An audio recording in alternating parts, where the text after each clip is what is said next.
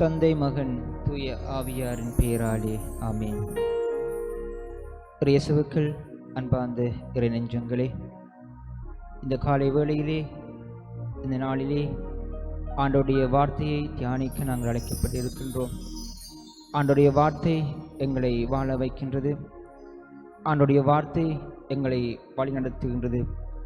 ஆண்டோடைய வார்த்தை உயிருள்ள வார்த்தை, ஆற்றல் மிகுந்த வார்த்தை, இருபக்க வாளிலும் கூர்மையானது. ஆண்டோடைய வார்த்தை எங்களை வழிநடத்தி கொண்டிருக்கின்றது. எங்களுக்கு மூச்சாக, எங்களுக்கு வாழ்வாக, ஒளியாக அந்த இறை வார்த்தை எங்களோடு இருக்கின்றது. ஆதியாகமத்தில் நாங்கள் பார்க்கின்ற போது ஆண்டோடைய வார்த்தை எந்த அளவுக்கு தெய்வீக வல்லமை நிறைந்த வார்த்தையாக இருக்கின்றது. ஒரு சொல் சொல்ல அங்கே ஆண்டவர் ஒரு வார்த்தையினாலே உலகத்தை படைக்கின்றார், மனிதர்களை படைக்கின்றார், விலங்குகளை படைக்கின்றார். இந்த உலகத்திலே காண்கின்ற அனைத்தையும் ஒரு வார்த்தையினாலே ஆண்டவர் உருவாக்குகின்றார். ஆகவே தெய்வீக வல்லமை நிறைந்த அந்த வார்த்தை எங்களுக்கு வாழ்வாக வழியாக இருக்கின்றது. எசாயா இறைவாக்கின எசாயா புத்தகம் 55ஆம் அதிகாரம் 10ஆம் வசனத்தை நாங்கள் பார்க்கின்ற போது அங்கே சொல்லப்படுகின்றது, மழையும் பனியும் வானத்திலிருந்து இறங்கி வருகின்றன, அவை நிலத்தை நினைத்து முளை அரும்பி வளரச் செய்து விதைப்பவனுக்கு விதியையும் உண்பவனுக்கு உணவையும் கொடுக்காமல் அங்கு திரும்பி செல்வதில்லை. அவ்வாறே என் வாயிலிருந்து புறப்பட்டு செல்லும் வாக்கும் இருக்கும், அது என் விருப்பத்தை நிறைவேற்றாமல் வெறுமையாய் என்னிடம் திரும்பி வருவதில்லை என்று சொல்லி அழகாக வாக்கின எசாயா அந்த ஆண்டுடைய வார்த்தையினுடைய மகத்துவத்தை இங்கே சுட்டி காட்டுகின்றார். ஆகவே தெய்வீக பலம் நிறைந்த அந்த வார்த்தை எங்களோடு எப்போதும் இருக்க வேண்டும். அந்த வார்த்தையை நாங்கள் தியானிக்க வேண்டும். ஒவ்வொரு நாளும் நாங்கள் வாசிக்க வேண்டும், தியானிக்க வேண்டும். அந்த வார்த்தையின்படி நாங்கள் வாழ வேண்டும். எனவே இந்த நாளிலே எங்களையும் எங்களுடைய குடும்பங்களையும் ஆண்டவர் பாதத்திலே ஒப்படைத்து எங்களை ஆண்டவர் நிறைவாக ஆசீர்வதிக்க வேண்டும் என்று சொல்லி மன்றாடி இந்த நாளிலே இந்த இறை சிந்தனைக்கு நாங்கள் செவிமடுப்போம்.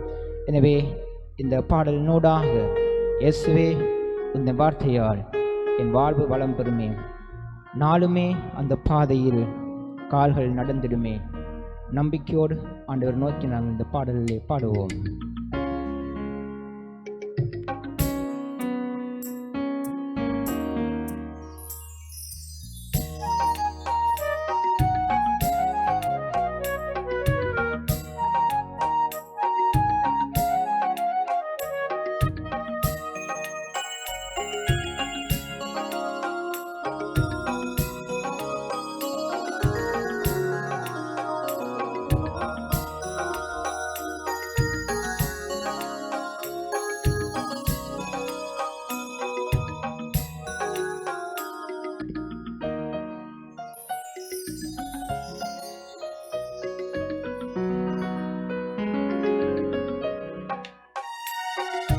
இயேசுவே உந்தன் வார்த்தையால் வாழ்வு வளம் பெறுமே,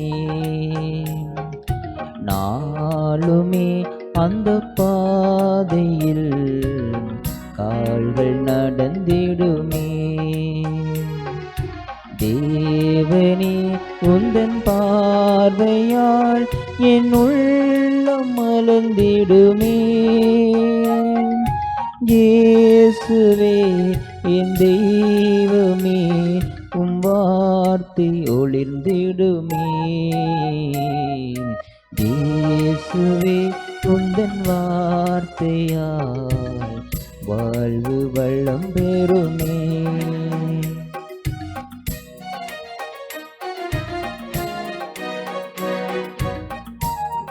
தீமைகளை அகற்றுகின்ற வார்த்தை, வாழ்வுக்கு ஒளியை ஊற்றுகின்ற வார்த்தை, உண்மையை நோக்கி வழிநடத்தி செல்லுகின்ற வார்த்தை இறை வார்த்தை, அமைதியின் வார்த்தை, ஆக்கத்தின் வார்த்தை, இரக்கத்தின் வார்த்தை, ஈகையின் வார்த்தை இறை வார்த்தை.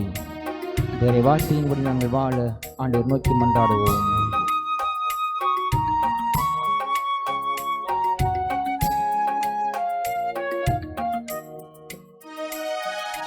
தீமைகள் தகர்ந்தொழிந்திடும் உன் வார்த்தை வலிமையிலே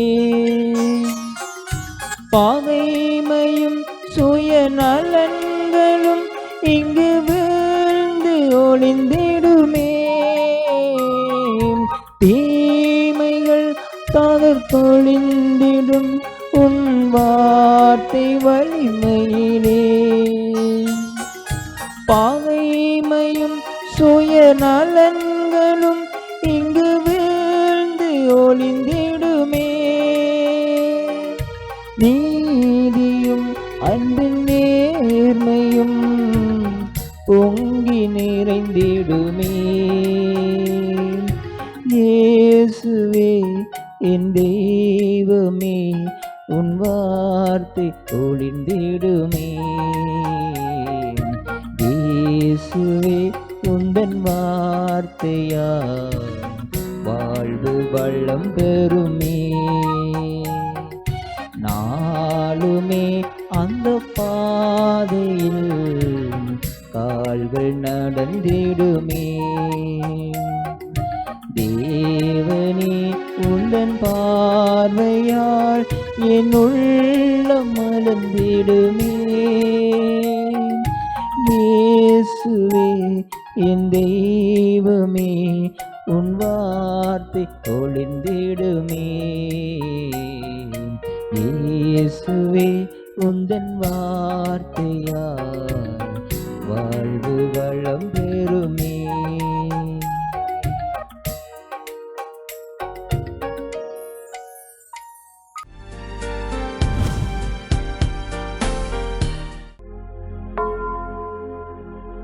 ஆண்டவர் இயேசு கிறிஸ்துவுக்கு அருமையான இறைநெஞ்சங்களே, இன்றைய நாளுக்குரிய வார்த்தை வழிபாட்டை நாங்கள் தியானிக்கின்ற போது ஆண்டவர் தன்னுடைய இறை வார்த்தையினூடாக எங்களை தைரியப்படுத்துகின்றார். ஆண்டவருக்கு அஞ்சி நாங்கள் வாழ வேண்டும். ஆண்டவர் எங்களை பாதுகாக்கின்றார், பராமரிக்கின்றார், வழிநடத்துகின்றார். அவருக்கு அஞ்சி நாங்கள் வாழ வேண்டும். எப்போதும் அவருடைய மக்களாக நாங்கள் இருக்க வேண்டும். இன்றைய நாளுக்குரிய திருப்பாடலை நாங்கள் பார்க்கின்ற போது, நாளுக்குரிய திருப்பாடல் 19வது திருப்பாடல் வசனங்கள் 8 to 11 வரை. அங்கே சொல்லப்படுகின்றது, ஆண்டவரின் நியமங்கள் சரியானவை, அவை இதயத்தை மாழ்விக்கின்றன. ஆண்டவரின் கட்டளைகள் ஒளிமயமானவை, அவை கண்களை ஒளிர்விக்கின்றன. ஆண்டவரை பற்றிய அச்சம் தூயது. இந்த ஆசிரியர் சொல்லுகின்றார், ஆண்டவரை பற்றிய அச்சம் தூயது. ஆண்டவரை பற்றி நாம் அஞ்ச வேண்டுமா என்ற கேள்வி இந்த வேளையில் நமக்கு எழுகின்றது. கடவுள் நம்மை அன்பு செய்கின்றார், அளவு கடந்த அன்பை நம் மீது பொழிகின்றார், இரக்கத்தை காட்டுகின்றார். அப்படி இருக்க ஏன் நாம் கடவுளுக்கு பயந்து வாழ வேண்டும் என்ற கேள்வி எங்களுக்குள் எழுகின்றது. அச்சம் என்பதை என்ற வார்த்தையின் உண்மையான பொருளை நாங்கள் அறிந்து கொண்டால் இது பற்றி கேள்வி நமக்கு வராது. இங்கு அச்சம் என்ற ஆசிரியர் பயன்படுத்துகின்றார். இந்த வார்த்தை வெறும் பயத்தை குறிப்பது அல்ல, மாறாக இறைவன் மீது வைத்திருக்கின்ற தனிப்பட்ட மரியாதையும் மதிப்பையும், இறைவன் மீது வைத்திருக்கின்ற உண்மையான அன்பையும் குறிக்கின்றது. இறைவன் மீது வைத்திருக்கின்ற இந்த அச்சம்தான் நம்முடைய வாழ்க்கையை சரியான முறையில் கொண்டு செல்ல உதவுகின்றது, நம்முடைய வாழ்க்கையிலே பயன்தர உதவுகின்றது. ஆகவே இறைவனை அன்பு செய்கின்ற நாம் அனைவரும் எப்போதும் அவருக்கு அஞ்சக்கூடியவர்களாக நாங்கள் வாழ வேண்டும். அன்பார்ந்த இறைநெஞ்சங்களே, அந்த அச்சம் நம்முடைய மனித வாழ்க்கையை நிறைவாக வாழ்வதற்கு உதவி செய்கின்றது. கடவுள் மீது நாங்கள் வைக்கின்ற அச்சம் நம்முடைய வாழ்வை ஒரு நிறைவான வழியை நோக்கி கொண்டு செல்கின்றது. கடவுள் மீது அச்சம் இருந்தால் நாம் தவறு செய்கின்ற போது, இது தவறு, இது பிழை, இது சரியில்லை, என்னுடைய வாழ்க்கைக்கு இது உகந்தது அல்ல என்று சொல்லிய எண்ணம் நமக்கு தோன்றும். ஆகவே கடவுளுக்கு நாங்கள் அஞ்சி வாழுகின்ற போது நாங்கள் தீமையை விலக்கி விட்டு நன்மையான வழியிலே செல்லக்கூடிய வழியை நாங்கள் தேர்ந்தெடுப்போம். அதைத்தான் இந்த திருப்பாடல் நமக்கு கண்பித்து நிற்கின்றது. ஆண்டவரை பற்றிய அச்சம் தூயது. நாங்கள் ஆண்டவரை பற்றிய அச்சம் கொள்ள வேண்டும். நாங்கள் தவறு செய்கின்ற போது அஞ்சி வாழ வேண்டும். கடவுள் பார்த்து கொண்டிருக்கின்றார், கடவுள் எங்களை பார்த்து கொண்டிருக்கின்றார். ஆகவே நான் இதை செய்யக்கூடாது என்ற அச்சம் எனக்குள்ளே எழ வேண்டும். அப்படி எழுகின்ற போதுதான் நாங்கள் தீமையை விலைக்கு நன்மையான வழிகளை செல்கின்ற மக்களாக மாறக்கூடும். அதுதான் இந்த திருப்பாடல் நமக்கு சொல்லித் தருகின்ற பாடமாக இருக்கின்றது. ஆண்டவரை பற்றிய அச்சம் தூயது என்று சொல்லி அழகாக திருப்பலாசிரியர் இங்கே கூறுகின்றார். அன்பார்ந்த நெஞ்சங்களே, இன்றைய நற்செய்தி பகுதியை, இன்றைய நாளுக்குரிய நற்செய்தி பகுதியை நாங்கள் சிந்திக்கின்ற போது ஆண்டவர் இயேசு கிறிஸ்து இந்த இறை வார்த்தையினூடாக நமக்கு சொல்லுகின்றார். இந்த விதைப்பவர் உவமையினூடாக ஆண்டவர் நமக்கு என்ன சொல்லுகிறார் என்று நாங்கள் செவிமடுப்போம். எனவே விதைப்பவர் உவமையை பற்றி கேளுங்கள். வழியோரம் விதைக்கப்பட்ட விதைகளுக்கு ஒப்பானோர் இறையாட்சியை குறித்து இறை வார்த்தையை கேட்டும் புரிந்து கொள்ள மாட்டார்கள். அவர்கள் உள்ளத்தில் விதைக்கப்பட்ட விதைகளை தீயோன் கைப்பற்றி செல்வான். பாறை பகுதியில் விதைக்கப்பட்ட விதைகளுக்கு ஒப்பானோர் இறை வார்த்தையை கேட்டவுடன் அதை மகிழ்ச்சியோடு ஏற்றுக்கொள்வார்கள். ஆனால் அவர்கள் வேறற்றவர்கள். எனவே அவர்கள் சிறிது காலமே நிலைத்திருப்பார்கள்.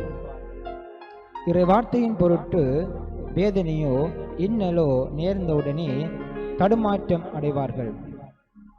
முச்செடிகளுக்கு இடையில் விழுந்த விதைகளுக்கு ஒப்பானோர் இறை வார்த்தையை கேட்டும் உலக கவலையும் செல்வ மாயையும் அவ்வார்த்தையை நெருக்கி விடுவதால் பயன் அளிக்க மாட்டார்கள். நல்ல நிலத்தில் விதைக்கப்பட்ட விதைகளுக்கு ஒப்பானோர் இறை வார்த்தையை கேட்டு புரிந்து கொள்வார்கள். இவர்களுள் சிலர் 100 மடங்காகவும், சிலர் 60 மடங்காகவும், சிலர் 30 மடங்காகவும் பயன் அளிப்பர். அன்பார்ந்த இறைநெஞ்சங்களே, இந்த நற்செய்தி பகுதியை நாங்கள் பார்க்கின்ற போது ஆண்டவர் இயேசு இறை வார்த்தையின் மகத்துவத்தை நமக்கு கூறுகின்றார். இறை வார்த்தை அமைதியின் வார்த்தை, இறை வார்த்தை ஆக்கத்தின் வார்த்தை, இறை வார்த்தை இரக்கத்தின் வார்த்தை, இறை வார்த்தை ஈகையின் வார்த்தை, உண்மையின் வார்த்தை, ஊக்கத்தின் வார்த்தை, எங்கும் எதிலும் நிறைந்த வார்த்தை, ஒளியாக நம்மை பாதுகாக்கின்றது. அந்த இறை வார்த்தை நமது வாழ்வை திருத்தி அமைப்பதற்கு இந்த இறை வார்த்தை உதவி செய்கின்றது. நமது வாழ்வுக்கு பயன் தரக்கூடியதாக, நம்முடைய வாழ்விலே ஆன்ம வளர்ச்சியை கொணர்வதற்கு நமக்கு சக்தியாக, உந்து சக்தியாக ஆண்டவருடைய வார்த்தை நமக்குள்ளே இருக்கின்றது. எசாயா புத்தகம் 55ஆம் அதிகாரம் 10ஆம் வசனத்திலே சொல்லப்படுகிறது, மழையும் பனியும் வானத்திலிருந்து இறங்கி வந்து விதைப்பவனுக்கு விதையையும் உண்பவனுக்கு உணவையும் கொடுக்காமல் அது திரும்பி செல்லாது. அதுபோல இறை வார்த்தையும் என் வாயிலிருந்து புறப்படும் வார்த்தையும் இருக்கும் என்று ஆண்டவர் இறைவாக்கன் எசாயா வழியாக அங்கு குறிப்பிடுகின்றார். எனவே இந்த நாளிலே இன்றைய நற்செய்தியில் பகுதியை நாங்கள் பார்க்கின்ற போது ஆண்டவர் இயேசு கிறிஸ்து இந்த விதைப்பவர் உவமையை பற்றி அங்கே கூறுகின்றார். இறையாட்சி, இயேசு கிறிஸ்து இறையாட்சியை இலகுவான முறையிலே மக்களுக்கு விளக்கப்படுத்துவதற்கு, மக்கள் இறையாட்சியை இலகுவான முறையிலே விளங்கிக் கொள்வதற்கு இந்த உவமைகளை ஆண்டவர் இயேசு கிறிஸ்து பயன்படுத்துகின்றார். உவமைகள் ஊடாக ஆண்டவர் இறையாட்சியை மக்களுக்கு வெளிப்படுத்துகின்றார், அறியப்படுத்துகின்றார். மாற்கு நற்செய்தி 1ஆம் அதிகாரம் 15ஆம் வசனத்தை நாங்கள் பார்க்கின்ற போது ஆண்டவர் இயேசு கிறிஸ்துவினுடைய பணியை ஆரம்பிக்கின்ற போது அவர் அங்கே கூறுகின்றார், காலம் நிறைவேறிவிட்டது, கடவுளின் அரசு நெருங்கி வந்து விட்டது, இறையாட்சி நெருங்கி வந்து விட்டது, மனமாறி நற்செய்தியை நம்புங்கள் என்ற அந்த அறைகூவலோடு ஆண்டவர் இயேசுவினுடைய பணியை ஆரம்பிக்கின்றார். ஆகவே இந்த இறையாட்சியை மையமாக வைத்து ஆண்டவர் இயேசு கிறிஸ்து மக்களுக்கு போதிக்கின்றார். ஆகவே இந்த மக்கள் இந்த இறையாட்சியை புரிந்து கொள்வதற்கு, இலகுவான முறைகளை அறிந்து கொள்வதற்கு மக்கள் இலகுவான முறையிலே இறையாட்சிக்குள்ளே நுழைவதற்கு ஆண்டவர் இயேசு கிறிஸ்து உவமைகளை பயன்படுத்துகின்றார். ஆண்டவர் இயேசு கிறிஸ்து வலையை பார்த்து அதை மையமாக வைத்து இறையாட்சியை மக்களுக்கு அறிவிக்கின்றார். கடலை பார்த்து அதை மையமாக வைத்து இறையாட்சியை அங்கே மக்களுக்கு போதிக்கின்றார். வயலை பார்த்து அதை மையமாக வைத்து அதை மக்களுக்கு போதிக்கின்றார். இவ்வாறாக ஆண்டவர் இயேசு கிறிஸ்து உவமைகளை பயன்படுத்தி இறையாட்சிக்குரிய செய்தியை மக்களுக்கு இலகுவான முறையிலே வெளிப்படுத்துகின்றார். எனவே இன்றைய நற்செய்தி பகுதியை நாங்கள் பார்க்கின்ற போது ஆண்டவர் இயேசு கிறிஸ்து இந்த விதைப்பவர் உவமையினூடாக இறையாட்சியை மக்களுக்கு அறியப்படுத்துகின்றார். எனவே விதைக்கப்படுகின்ற போது அவை எங்கெங்கே வீழ்கின்றதோ என்பதை இயேசு விளக்குகின்றார். நற்செய்தி பகுதியிலே ஆண்டவர் இயேசு கிறிஸ்து இந்த விதைகள் விதைக்கப்படுகின்ற போது முதலாவதாக அந்த விதைகள் வழியோரம் அங்கே வீழ்கின்றது. வழியோரம் வீழ்ந்த விதையை நாங்கள் பார்க்கின்ற போது இறை வார்த்தையை கேட்டு புரிந்து கொள்ள மாட்டார்கள். தீயோன் அந்த வார்த்தையை எடுத்து அவர்கள் தீய வழியிலே போய்விடுவார்கள். அவர்கள் சரியாக வாழ மாட்டார்கள். இரண்டாவது பகுதி நிலத்தை நாங்கள் பார்க்கின்ற போது பாலின் நிலத்தில் விழுந்த விதையை பற்றி கூறுகின்றார். எவ்வாறு அதனுடைய தன்மை இருக்கும் என்பதை ஆண்டவர் இயேசு கிறிஸ்து இங்கே தன்னுடைய சீடர்களுக்கு தெளிவுபடுத்துகின்றார். மூன்றாவது நாங்கள் பார்க்கின்ற போது முச்செடிகளுக்குள் விழுந்த விதையை ஆண்டவர் இயேசு கிறிஸ்து இங்கே குறிப்பிடுகின்றார். நான்காவதாக நல்ல நிலத்தில் விழுந்த விதையை குறிப்பிடுகின்றார். இங்கே இந்த மூன்றாவது நிலத்தை நாங்கள் பார்க்கின்ற போது முச்செடிகளுக்குள் விழுந்த விதையை நாங்கள் பார்க்கின்ற போது அதை பற்றி நாங்கள் சிந்திக்கின்ற போது இவை இறை வார்த்தையை ஆர்வமுடன் ஏற்றுக்கொள்பவர்களை குறிக்கின்றது. குறிப்பாக நம்மை எடுத்துக்கொள்ளலாம். ஆர்வத்துடன் நாங்கள் இறை வார்த்தையை ஏற்றுக்கொள்கின்றோம், ஆனால் அதை நாங்கள் சரியாக வாழ மாட்டோம். நாம் சில வேளைகளில் ஒரு காரியத்தை ஆரம்பிக்கின்றோம். இதை நான் செய்ய வேண்டும் என்று சொல்லி ஒரு காரியத்தை நான் ஆரம்பிக்கின்ற போது உற்சாகத்தோடு, பலத்தோடு, நம்பிக்கையோடு நாங்கள் ஆரம்பிப்போம். ஆனால் நாளடைவிலே அந்த காரியத்தை சரியாக விருப்பத்தோடு நாங்கள் செய்ய மாட்டோம், முன்வர மாட்டோம், நாங்கள் சோர்ந்து போவோம். அதுபோல இறை வார்த்தை போதிக்கப்படுகின்ற போது, இறை வார்த்தை எங்களுக்குள்ளே விதைக்கப்படுகின்ற போது அதை நாங்கள் ஆர்வமுடன் கேட்டுக்கொள்வோம், ஆர்வமுடன் அதை ஏற்றுக்கொள்வோம். ஆனால் உற்சாகத்தோடு நாங்கள் ஏற்றுக்கொள்வோம். ஆனால் நாளடைவிலே அதை நாங்கள் மறந்து விடுவோம். இறை வார்த்தையை கேட்கின்ற போது நாங்கள் முடிவெடுப்போம், நான் இறை வார்த்தையை வாசிக்க வேண்டும், அதன்படி வாழ வேண்டும், திருப்பலிக்கு செல்ல வேண்டும், ஒவ்வொரு நாளும் செபம் செய்ய வேண்டும், நல்ல பிள்ளையாக நான் வாழ வேண்டும், தீமையான வழியில் செல்லக்கூடாது, பொய் சொல்லக்கூடாது, களவு செய்யக்கூடாது என்று சொல்லி பல முடிவுகளை நாங்கள் இறை வார்த்தையை கேட்கின்ற போது நல்ல முடிவுகளை எடுப்போம். ஆனால் அதை நாங்கள் கடைபிடிக்க மாட்டோம். அதைத்தான் ஆண்டவர் சொல்லுகின்றார், முச்செடிகளுக்குள் விழுந்த விதையானது இறை வார்த்தையை ஆர்வமுடன் ஏற்றுக்கொள்வார்கள், ஆனால் அவர்கள் சரியான முறையிலே பலன் கொடுக்க மாட்டார்கள் என்று சொல்லி ஆண்டவர் இந்த உவமையினூடாக இங்கே குறிப்பிடுகின்றார். ஆகவே நாங்கள் அன்பார்ந்த இறை நெஞ்சங்களே, ஏனென்று சொன்னால் நாங்கள் இந்த இறை வார்த்தையை கேட்டு அதை வாழ முயற்சி எடுப்போம். ஆனால் உலக மாயையும் செல்வ செழிப்புகளும் செல்வமும் எங்களை அந்த இறை வார்த்தையின்படி வாழ விடாது. உலக கவலையும் செல்வ மாயையும் எங்களுக்குள்ளே இருக்கின்ற போது நாங்கள் இந்த இறை வார்த்தையின்படி நாங்கள் வாழ முடியாது. ஆகவே எப்போது நாங்கள் இந்த உலக கவலைகளையும் செல்வ மாயைகளையும் விட்டு அகழ்கின்றோமோ அப்போதுதான் நாங்கள் அந்த இறை வார்த்தையின்படி வாழக்கூடிய மக்களாக மாற முடியும். அதைத்தான் ஆண்டவர் இயேசு கிறிஸ்து இந்த மூன்றாவது நிலமாகிய முச்செடிகளுக்குள் விழுந்த விதையின் உவமையினூடாக எமக்கு சொல்லித் தருகின்றார். நாங்கள் உலக கவலைகளை விட்டுவிட வேண்டும், செல்வ மாயைகளை விட்டுவிட வேண்டும். எங்களுக்குள்ள இருக்கின்ற கவலைகளை நாங்கள் விட்டு இறை வார்த்தையை நாங்கள் கேட்கின்ற போது அது எங்களுக்கு வாழ்வளிக்கின்றது, மகிழ்ச்சி கொடுக்கின்றது, உண்மையான நிலையான வாழ்வை கொடுக்கின்றது. எனவே அதைத்தான் இன்றைய இந்த நற்செய்தி பகுதியினூடாக ஆண்டவர் தெளிவுபடுத்துகின்றார். நான்காவது நிலத்தை நாங்கள் பார்க்கின்ற போது நல்ல நிலத்தில் விழுந்த விதையை பற்றி கூறுகின்றார். அங்கே விதைக்கப்படுகின்ற போது அவை நல்ல நிலத்திலே விழுகின்ற போது அது நல்ல வடிவாக வளர்ந்து பலன் கொடுக்கின்றது. 100 மடங்காக, 60 மடங்காக, 30 மடங்காக அது பலன் கொடுக்கின்றது. ஆகவே நாங்கள் எந்த நிலத்தில் விழுந்த விதைகளாக இந்த உலகத்திலே வாழ்ந்து கொண்டிருக்கிறோம் என்பதை நாங்கள் சிந்திக்க அழைக்கப்பட்டிருக்கின்றோம். இந்த உலகத்தில் நாங்கள் வாழ்கின்றோம். 50 வருடம், 60 வருடம், 30 வருடம் என்று வாழ்ந்து கொண்டிருக்கின்றோம். ஆனால் எந்த அளவுக்கு நாங்கள் பயன் அளிக்கின்ற மக்களாக நாங்கள் இருக்கின்றோம், எந்த அளவுக்கு மற்றவர்களுக்கு முன்மாதிரியான மக்களாக இருக்கின்றோம் என்பதை நாங்கள் சிந்திக்க வேண்டும். எனவே இந்த நற்செய்தி பகுதியினூடாக ஆண்டவர் நம்மிடம் எதிர்பார்ப்பது, நீ எந்த நிலத்தில் விதைக்கப்பட்ட விதையாக இருக்கின்றாய்? வழியோரம் விதைக்கப்பட்ட விதையாக இருக்கின்றாயா? அல்லது பாறை நிலத்தில் விதைக்கப்பட்ட விதையாக இருக்கின்றாயா? அல்லது முச்செடிகளுக்குள்ளே விதைக்கப்பட்ட விதையாக இருக்கின்றாயா? அல்லது நல்ல நிலத்தில் விதைக்கப்பட்ட விதையாக இருந்து எல்லோருக்கும் பலன் கொடுக்கின்ற மகனாக மகளாக இருக்கின்றாயா என்று ஆண்டவர் நம்மை பார்த்து கேட்கின்றார். எங்கே நாங்கள் இருக்கின்றோம்? எங்கே எமது வாழ்வு இருக்கின்றது? எந்த நிலத்தில் நாங்கள் விதைக்கப்பட்டிருக்கின்றோம்? நாங்கள் பலன் கொடுக்கின்ற மக்களாக இருக்கின்றோமா? ஆண்டவர் எங்களை ஆசிர்வதிக்கின்றார், பராமரிக்கின்றார், வழிநடத்திக் கொண்டு இருக்கின்றார். நாங்கள் அவருக்கு பிரமாணிக்கும் மக்களாக இருக்கின்றோமா? சிந்திப்போம், ஆண்டவர் வழியிலே செல்வோம். எங்களை படைத்த ஆண்டவருக்கு எப்போதும் உண்மை உள்ள மக்களாக, நன்றி செலுத்துகின்ற மக்களாக, அவரை போற்றுகின்ற மக்களாக இருந்து ஆண்டவரை இப்போ நோக்கி நாங்கள் மன்றாடுவோம்.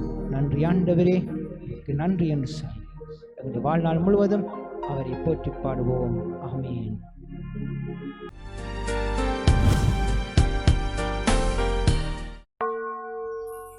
இயேசுவே ஆண்டவரே, இந்த வேளையிலே நம்முடைய வார்த்தைகளை தியானிக்க நம்மை அழைத்தமைக்காக உமக்கு நன்றி கூறுகின்றோம்.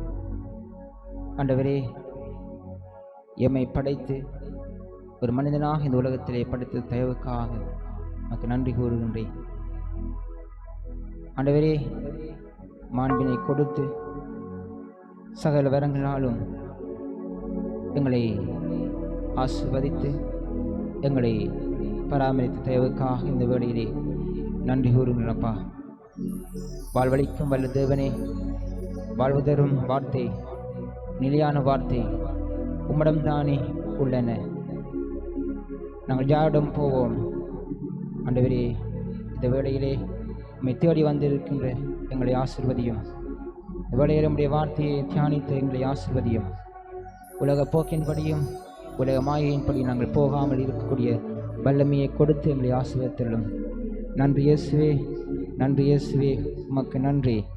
மனிதனாய் படைத்து மாண்பினை கொடுத்து என்னை என்று வாழ செய்த தேவைக்காக உமக்கு இந்த வழி நன்றி கூறனப்பா. நன்றி ஆண்டவரே, நன்றி நன்றி.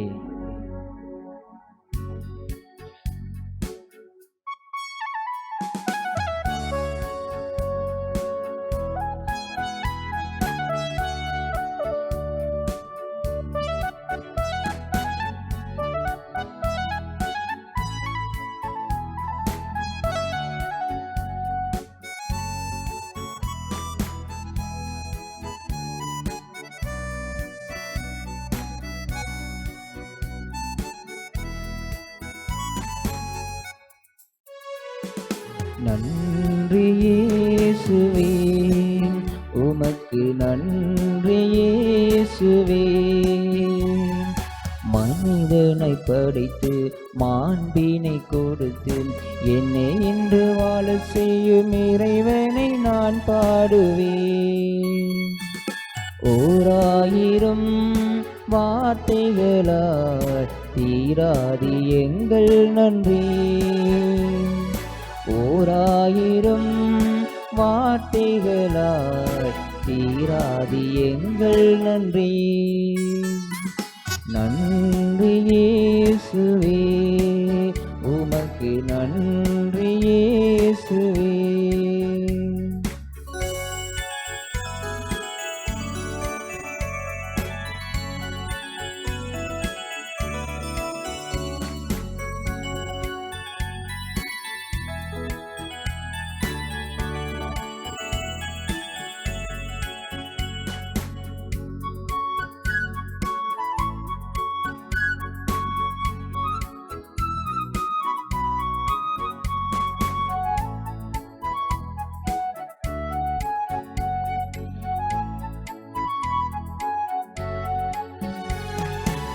பறந்து விரிந்த உலகில் பணிகள் செய்து வாழ்ந்திடுவேன்.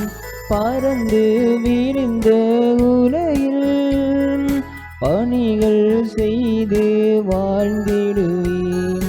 பதரான என்னை பயனாக்கி குறுகோடி ஓசைகள் இசையோடு நான் பாடினேன்.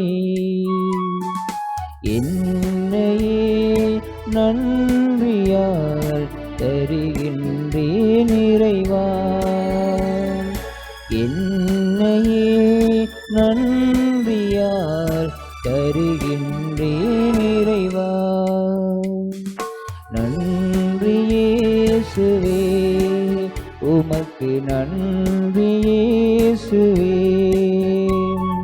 மனிதனாய் படைத்து மாண்பினை கொடுத்து என்னை இன்று வாழ செய்யும் இறைவனை நான் பாடுவேன். 1000 வார்த்தைகளில் தீராது எங்கள் நன்றி. 1000 வார்த்தைகளில் தீராது எங்கள் நன்றி. 1000 வார்த்தைகளில் தீராது எங்கள் நன்றி.